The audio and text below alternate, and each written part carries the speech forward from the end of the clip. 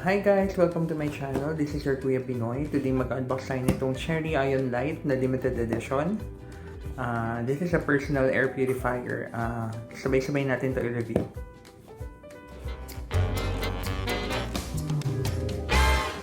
So ito, unbox na natin, no? So, sa slide open box. Ayan. And then una mo makikita yung parang, what's this? A flyer, a quick user guide. Ito, it's a quick user guide. There. Anong instructions. Anong front, anong back. And then, sa loob ng box, ito ang laman niya. Ayan. So, nandiyan yung charging cable, yung air purifier itself, tsaka yung quintas, necklace, neck strap.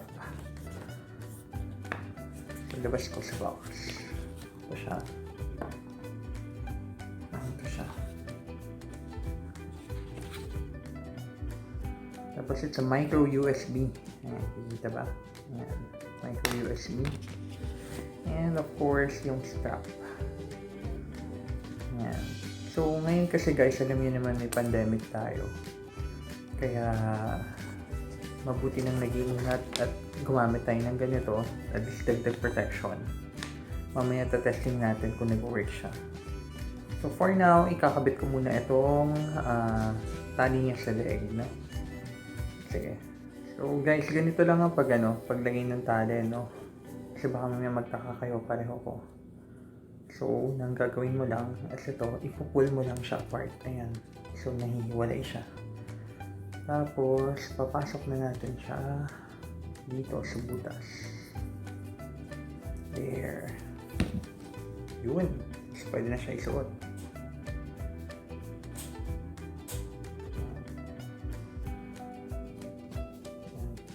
Pwede na siya isuot. So, guys, pag nakita nyo, ito, meron siyang pindutan dito. This one, yung logo.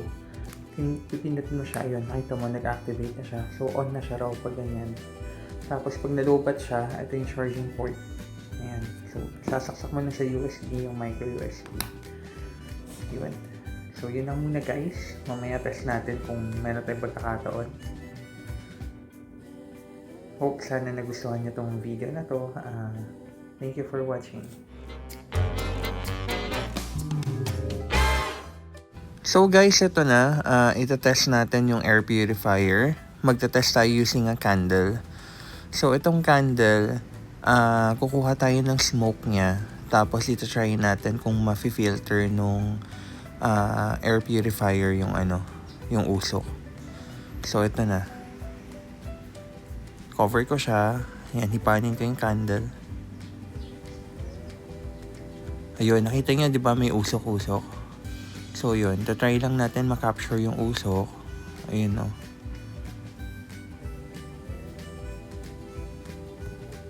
Okay, ayun.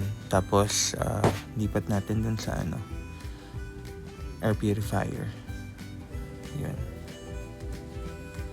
So, hindi lang masyado kita kasi yung smoke na lumabas dun sa candles, white smoke. Pero kahit pa paano, nakita nyo naman kanina may gumagalaw-galaw.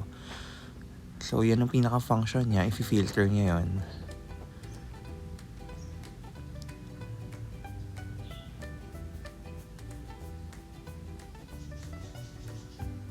So, mapapansin nyo, nawawala na yung usok.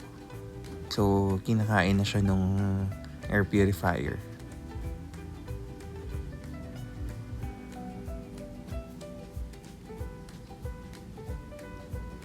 So yun, ito kasi is basically parang sinusuot to sa leeg para ma-filter niya yung mga virus daw na kumakalat sa atin ngayon para hindi ka madaling mahawa. So yun, no guys, wala na yung smoke sa loob.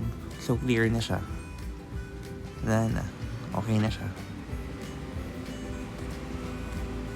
Thank you for watching guys. So guys, if you like my video, please don't forget to hit the like button and subscribe and hit the notification bell for my future uploads. And thank you for watching. Bye!